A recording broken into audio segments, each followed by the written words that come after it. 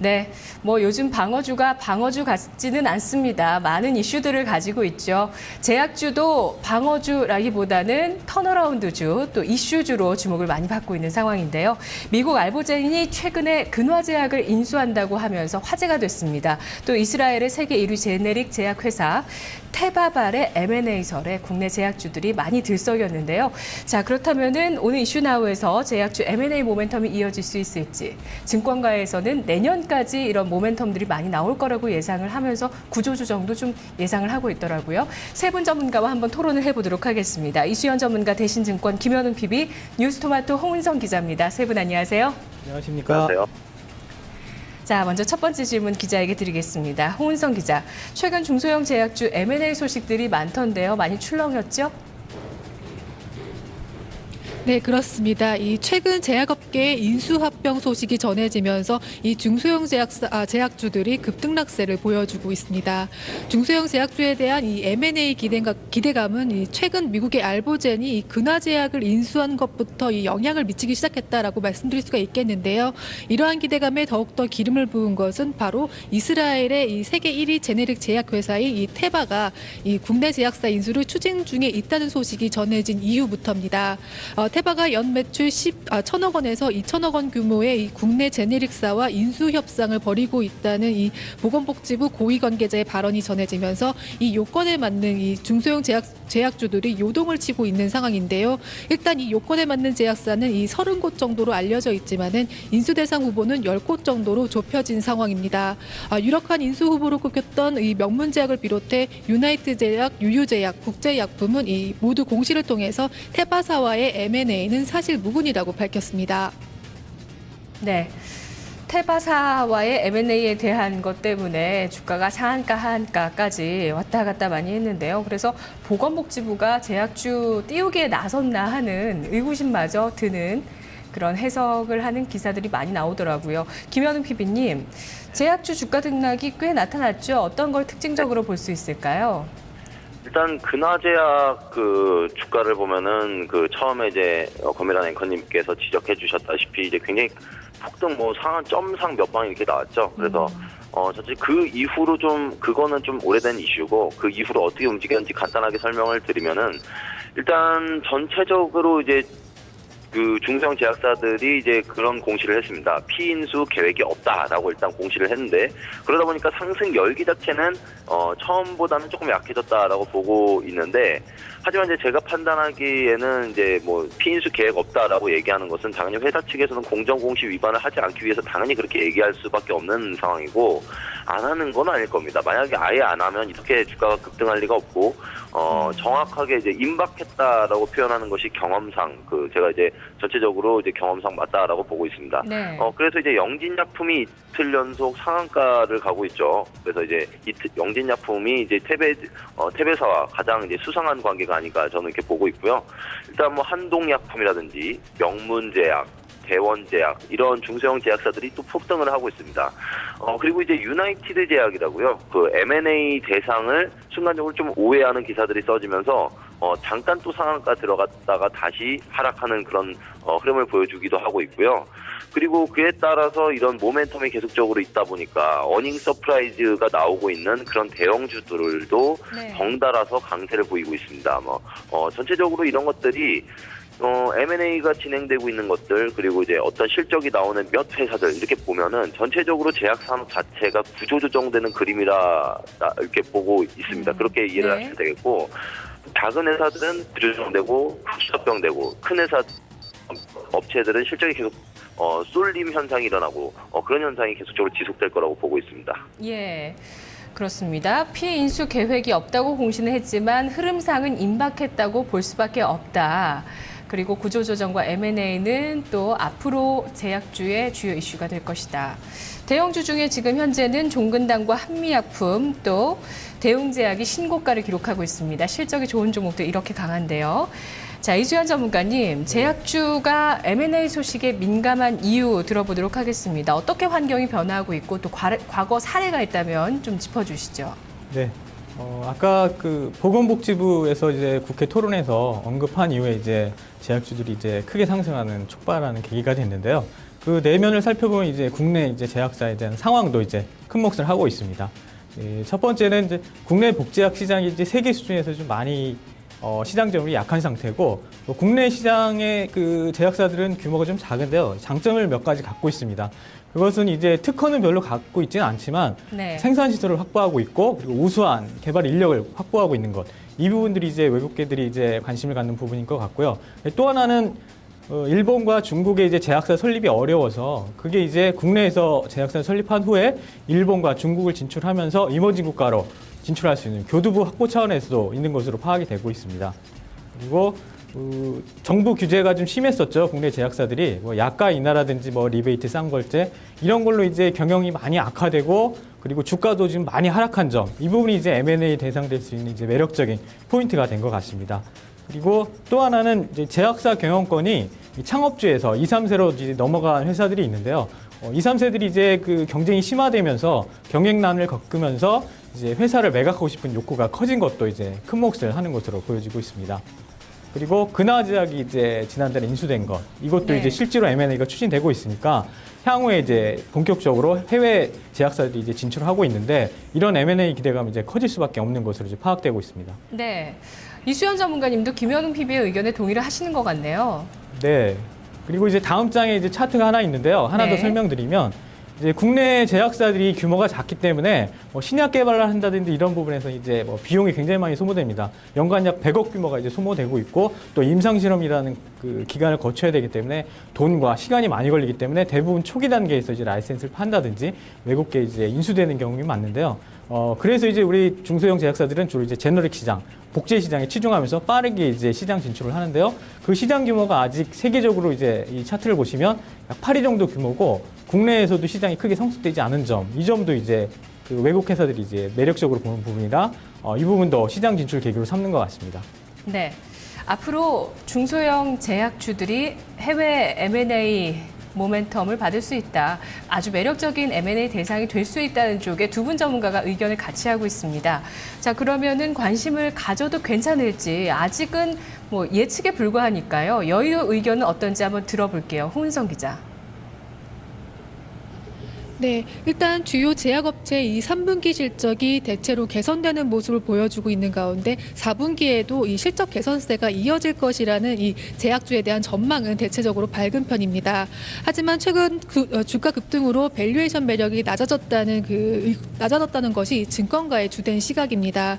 특히 단기적으로 주가가 움직일 수 있는 중소형주에 대해서는 이 투자에 유의해야 한다는 의견도 있는데요. 개별 종목 간의 실적을 고려해서 투자를 하는 것이 좋다고 보고 있습니다.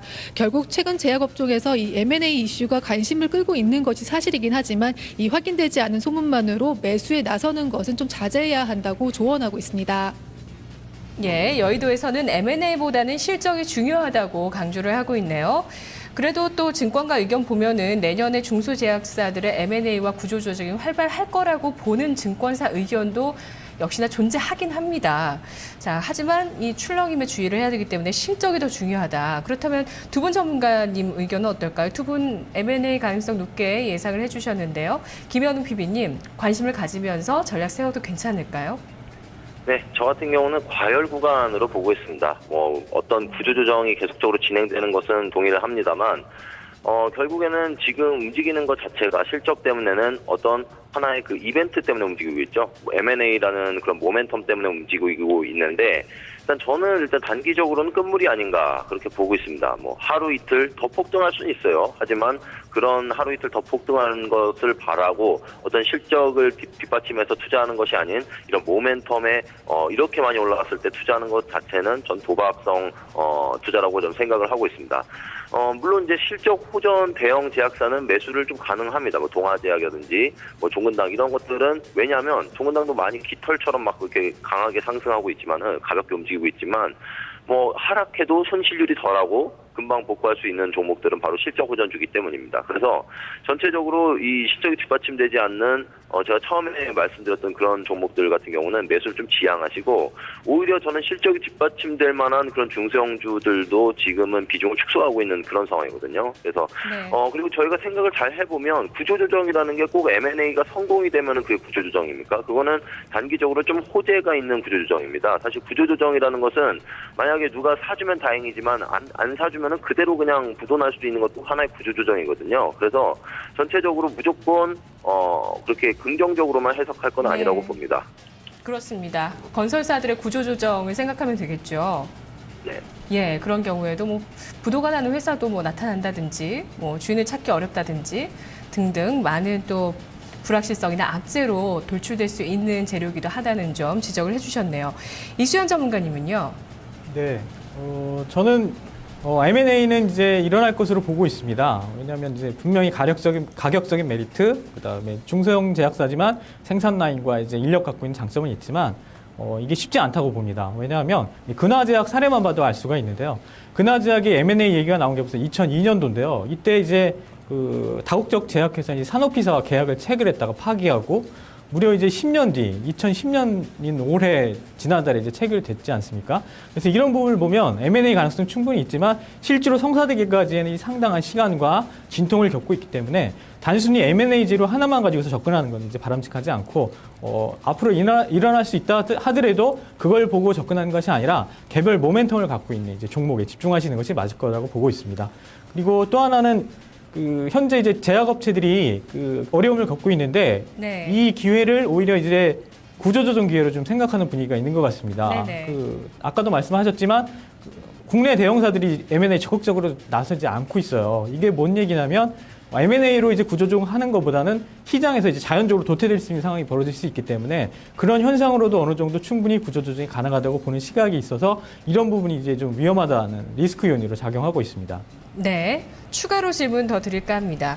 자, 여의도에서는 주가 급등에 따라서 밸류에이션 매력이 낮아졌다. 4분기로 갈수록 실적 전망이 밝은 건 사실이지만 밸류에이션을 좀 따져봐야 된다는 얘기도 나오고 있거든요. 김현우 PB님, 실적이 좋은 대형사들 밸류에이션 괜찮습니까? 밸류에이션은 사실 저는 아직 고평가라고 생각은 안 하고 있습니다. 네. 전체적으로 어떤 그 밸류에이션 부여하는 그 주관적인 기준이 다 다른 건데요. 네. 결국엔 그 밸류에이션이 비싸다라는 것은 한 6개월 전에 그 상황에서 전체적으로 제약 업종에 프리미엄을 주는 그런 밸류에이션을 얘기한다라고 저는 보고 있거든요. 사실 그때랑은 상황이 좀 많이 다릅니다.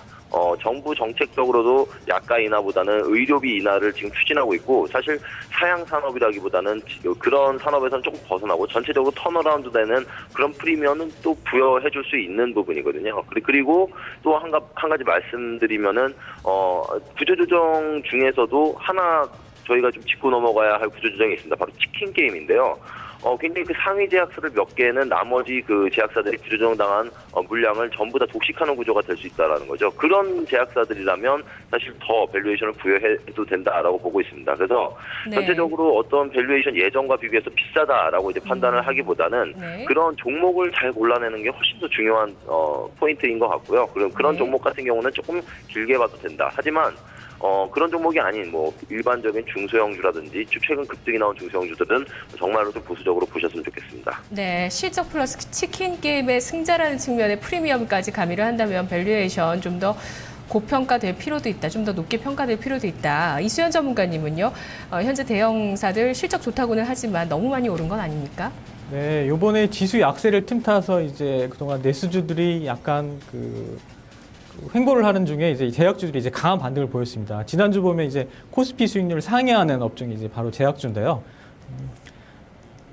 요번 상승 전까지는 어느 정도 이제 밸류에이션 매력이 있었다고 생각을 하고 있습니다. 왜냐하면 이제 약가 인하라든지 뭐 여러 가지 정부 규제로 인해서 이제 주목을 받지 못하다가 요번에 이제 지수 약세 구간에서 상당 부분 이제 지수가 올라왔기 때문에 단지 이제 이것은 뭐가 문제가 될 수 있냐면 실적에 대한 기대감이 반영된 것이지 아직 실적이 구체적으로 나타나지 않은 상태거든요. 네. 그래서 이 부분이 이제 가시적으로 나타나는 내년 정도 갔을 때 그때 가서 이제 본격적으로 이제 실제적인 가치 반영이 나올 때 이때쯤이 이제 제대로 된 평가된 시기라고 보고 있고요. 지금은 어떻게 보면 이제 그 지수의 약세에 대안주 성격이 좀 강하다고 판단을 하고 있습니다. 알겠습니다. 오늘 이슈 나우의 주제 중소형 제약주 M&A 테마가 이어질 것인가. 두 분 모두 어느 정도 왔다, 좀 조심할 필요가 있다라는 측면을 짚어주셨는데요. 제약주의 투자 전략으로 정리를 해보도록 하겠습니다. 김현웅 PB님, 전략 주시죠. 네, 저희가 이제 제약주가 이번에 되는 그 강세를 보이고 있는 이유를 잘 생각해 볼 필요가 있겠습니다. 좀 본질적으로 저는 좀 들어가 봤으면 좋겠는데요. 바로 이제 노령화 트렌드라는 거죠. 최근 들어서 네. 이제 그 우리나라가 노령화가 다른 나라에 비해서 가장 빠른 나라가 아닙니까? 그래서 전체적으로 이 노령화 트렌드에 맞춰서 그 어떤 업종들이 번갈아 가면서 움직였던 것을 저희가 상기시켜 볼 수가 있습니다. 첫 번째는 셀트리온을 포함한 그런 바이오시밀러 업종들이 움직였었고, 그리고 그 중간에는 의료기기 업종들이 움직였었고, 그리고 또 어떤 최근에선 제약 업종이 움직이고 있고, 전체적으로 이런 노령화 트렌드는 굉장히 그 장기적인 트렌드이므로 어떤 포트폴리오 투자를 하실 때 어떤 비중을 꾸준히 유지해 주는 게 중요합니다. 근데 최근 들어서는 이제 제약주를 들고 있었다면 이제 밸류에이션 매력이 좀 감소한다라고 치고 뭐 어떤 중소형 그 모멘텀이 너무 활발하다 치면은 비중을 줄이는 거예요. 제약주를 비중을 줄이고 다른 노령화 트렌드, 분명히 노령화 트렌드는 되니까 최근 들어서 조금 조정받은 의료기기 업종이나 뭐 이런 종목으로 좀 눈을 돌리면서 그 테마의 비중을 유지하는 것이 굉장히 중요한 그런 좋은 이제 투자법이라고 이제 말씀을 드리고 싶고요. 네. 전체적으로 이제 그 의료기기 업종 중에서 그 제가 자주 언급드린 종목들 중에서 지금 좀 약세를 보이고 있는 종목이 있어서 말씀을 드리는데요. 일단 오스테 임플란트입니다. 뭐 쇼크 정도 수준은 아니고요. 예. 그 순이익이 감소했다는 이유로 지금 좀 하락폭이 지나치게 나오고 있는데 저는 이런 기회가 사실 제약 업종을 줄이고 오스테 임플란트 같은 종목을 좀 분할해서 조금씩 한 번에 하면 또 안 돼요. 조금씩 이렇게 비중을 옮겨 타는 그런 기회가 아닌가 그렇게 보고 있고요. 전체적으로 그리고 다시 처음에 말씀드렸던 부분을 반복해드리면 중소형 제약주는 조금 밸류에이션 매력이 좀 꽉 찼다. 그리고 대형 제약주 중에서 딱 살아남을 만한 그 회사들, 동아제약이라든지 종근당 같은 종목으로 좀 압축할 타이밍이라고 보고 있습니다. 네, 단순히 제약주만 볼 게 아니라 바이오나 의료기기 같은 것들을 묶어서 노령화 트렌드를 생각하면서 전략을 세우자. 의료기기도 매력이 있다. 정리를 해주셨네요. 이수연 전문가님은요, 전략 어떻게 세우십니까? 네, 요즘 제약업종 강세는 이제 그 주목을 받는 건 확실한 것 같습니다. 이제 대형주도 상당히 많이 올랐고, 이제 중소형주도 이제 각 개별의 이제 모멘텀을 갖고 있는 종목들은 상당히 강세를 보이고 있는데요. 사이즈별로 굳이 구분해서 이제 대응할 필요는 없다고 생각을 합니다. 왜냐하면 네. 각각의 장점이 다 있기 때문에요. 그리고 수급이 이제 실적에 앞서서 미리 움직이고 있기 때문에 이런 부분도 이제 긍정적인 측면을 보고 있습니다.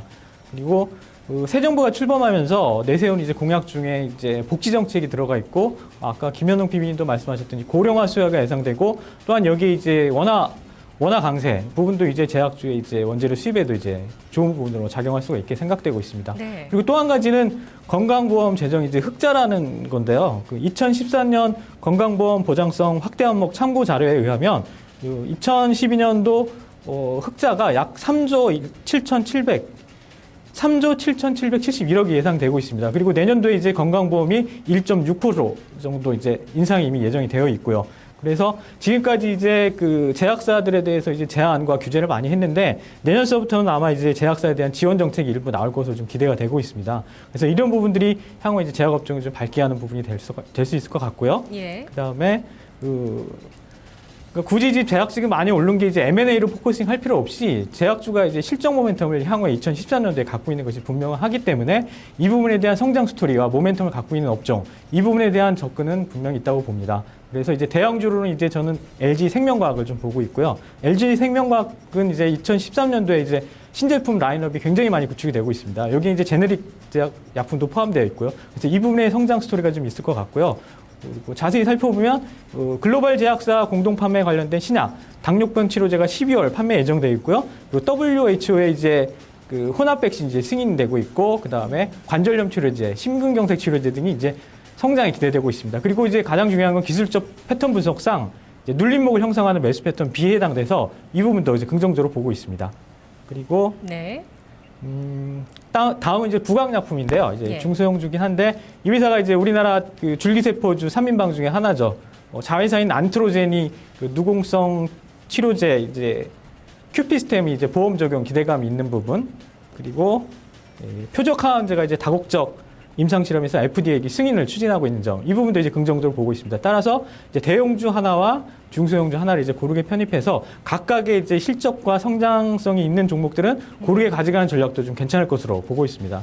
알겠습니다. 제약주 실적이든 M&A 모멘텀이든 성장 스토리든 어쨌든 기대감이 반영되면서 좀 급하게 움직인 측면이 있지만 이 산업의 패러다임 변화를 잘 이해한다면 이런 것들을 이용한 전략이 가능하다. 관심 종목들이 좀 많이 나왔어요. 네, 두 분의 전략과 호은성 기자 세 분과 토론해봤습니다. 수고하셨습니다. 감사합니다. 네, 감사합니다. 네, 이슈나우였습니다.